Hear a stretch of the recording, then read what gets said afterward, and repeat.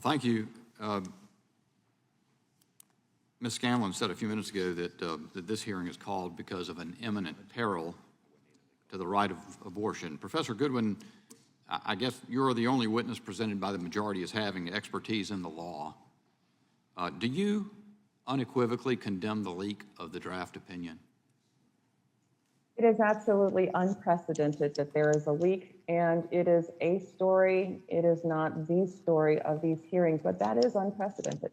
No, I'm aware it's unprecedented. That's factual. Many people have covered that. I'm interested in, as a matter of your expertise, do you condemn it? Was it wrong to leak the opinion? I believe that the justices need to be able to deliberate privately, and I think that leaks such as this make that difficult.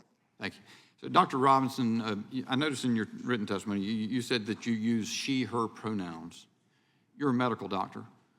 What's a woman? It's important for you to understand why I said I use she, her pronouns. Well, because I understand that I'm there explaining, are people. I was explaining why I'm asking the question, but I'd just like to get an answer to the question. What's a woman? I think it's important that we educate people like you about why we're doing the things that we do. And so the reason that I use she and her pronouns is because I understand that there are people who become pregnant that may not identify that way.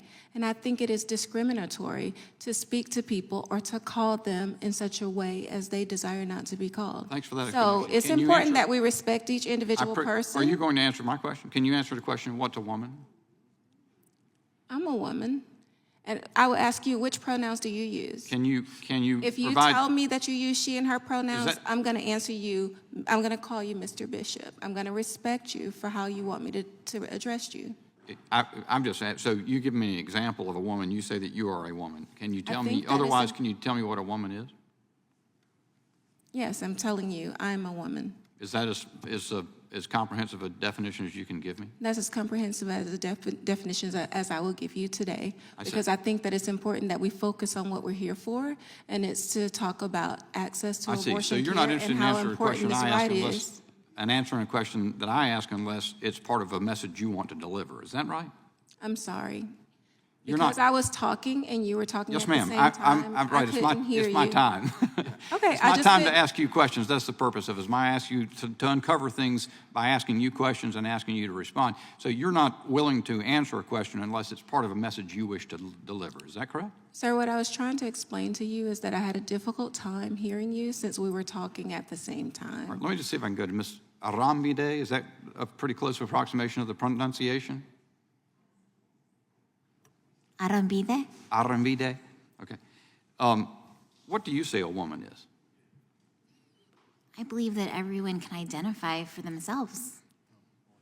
Okay.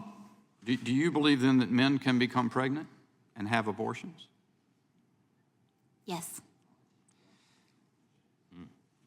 Professor Goodwin, the draft opinion says this, in part. The court has no authority to decree that an erroneous precedent is permanently exempt from evaluation under traditional stare decisis principles.